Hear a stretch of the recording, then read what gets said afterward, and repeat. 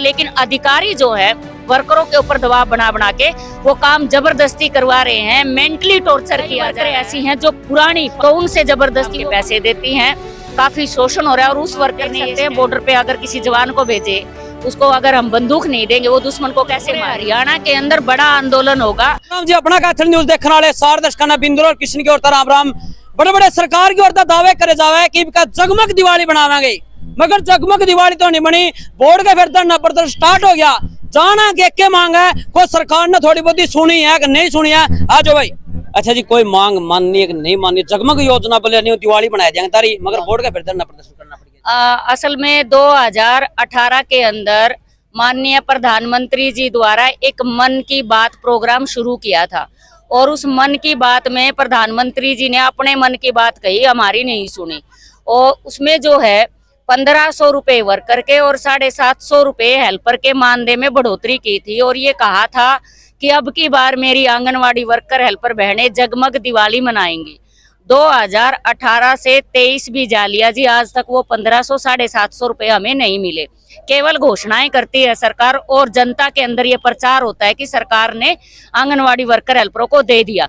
अभी पिछले दिनों हरियाणा के मुख्यमंत्री जी ने फोन कॉन्फ्रेंस के द्वारा 16,000 के लगभग वर्कर हेल्परों को फोन पे जोड़ा, और उसमें उन्होंने भी बातचीत रखी। और वो इस तरीके से बात कर रहे थे कि जैसे अभी सारी मांग मुद्दों को पूरा कर दिया।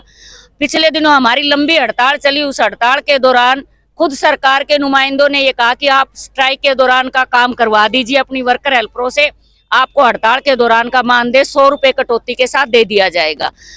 मेरी वर्करों ने वो पूरा काम पूरे हरियाणा में कर दिया 4 महीने का, लेकिन मानदेय दिया 75% कटौती करके।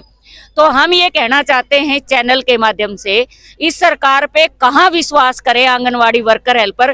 तभी जो है ये आंदोलनों का दौर दोबारा से शुरू हो गया है। प्रचार कुछ करती है सरकार, लेकिन नीचे जमीनी स्तर पे उसको लागू नहीं किया जाता। बेटी बचाओ बेटी पढ़ाओ का नारा दिया इस सरकार ने, लेकिन आज बेटियां सड़कों पे हैं। अच्छा, किसको ज्ञापन देने वाले हो जी? आज जो है हम सीएम के नाम ज्ञापन है हमारा, स्ट्राइक के दौरान का हमारा मानदेय दिया जाए 1500 750 2018 से एरियर समेत दिया जाए। जींद जिले के अंदर हमारी एक वर्कर है सुमन, जिसको टर्मिनेट किया गया है। ऑनलाइन काम लिया जाता है, मोबाइल का बजट 5 साल से आया हुआ डिपार्टमेंट के पास, मोबाइल हमें खरीद के नहीं दिए जाते। जो संसाधन दिए नहीं उसका काम कैसे ले रही है सरकार। और जब उसने काम से इनकार कर दिया कि बिना संसाधन काम नहीं करूं, उसकी सेवाएं समाप्त कर दी गई, उसको बहाल किया जाए। ये तमाम मांग मुद्दों का हमारा एक मांग पत्र है आज, जो हम सीएम के नाम पूरे हरियाणा में जिला मुख्यालयों पे प्रदर्शन करके दे रहे हैं। अगर हमारी मांगों को जल्द पूरा नहीं किया गया, आने वाले टाइम में बड़ा आंदोलन होगा, जिसके लिए जिम्मेवार सरकार होगी। कोई भी मौजूदा अधिकारी हमारे मांग पत्र को लेगा आज। अच्छा जी, प्रदर्शन 1 दिन का रहेगा या लंबा चलेगा? अभी आज फिलहाल 1 दिन का की कॉल है हमारी, और अगर ये मांग जल्दी पूरी नहीं की गई तो राज्य कमेटी की मीटिंग बुला के फिर एक बड़े आंदोलन का आगाज होगा हरियाणा के अंदर। आपका कहना है को हटा भी दिया गया है, क्यों हटाया मैम? असल में सरकार जो है, विभाग ने डिजिटल इंडिया का एक नारा दिया, आंगनवाड़ी वर्करों को भी बिना किसी ट्रेनिंग के, बिना किसी संसाधन के ऑनलाइन काम का दबाव बनाया जा रहा है। केंद्र सरकार ने राज्य सरकार को बजट दे रखा है मोबाइल खरीदने के लिए 5 साल से। कभी टेंडर होता है, कभी कैंसिल हो जाता है, कभी ऑर्डर होता है कैंसिल हो जाता है। आज तक वो मोबाइल नहीं दिए, लेकिन अधिकारी जो है वर्करों के ऊपर दबाव बना बना के वो काम जबरदस्ती करवा रहे हैं, मेंटली टॉर्चर किया जा रहा है। कई वर्कर ऐसी हैं जो पुरानी 5वीं पास 8वीं पास, जिनको ज्ञान भी नहीं है डिजिटल का, तो उनसे जबरदस्ती वो बाहर काम करवाती हैं पैसे दे के। 12,000 रुपए मानदेय मिलता है, उसमें से भी वो ऑनलाइन काम के पैसे देती हैं। काफी शोषण हो रहा है, और उस वर्कर ने ये स्टैंड लिया, ये यूनियन का भी फैसला था, बिना संसाधन के हम ऑनलाइन काम नहीं करेंगे। तो जब उसने ये स्टैंड लिया तो उसको बर्खास्त कर दिया गया। अब आप देख सकते हैं बॉर्डर पे अगर किसी जवान को भेजे, उसको अगर हम बंदूक नहीं देंगे वो दुश्मन को कैसे मारेगा।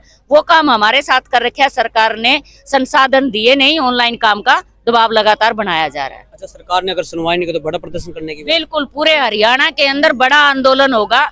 और 2023 जो है ये समाप्त होने को भी है। 2024 में इलेक्शन है हरियाणा के अंदर, और 48,000 संख्या है आंगनवाड़ी वर्कर हेल्परों की। हम बिल्कुल खुले मन से ये चैलेंज कर रहे हैं कि अगर हमारी डिमांड्स को पूरा नहीं किया गया तो 2024 में हम वोट नहीं देंगे बीजेपी को। ये हमारी बिल्कुल चैलेंज रहेगा सरकार के लिए।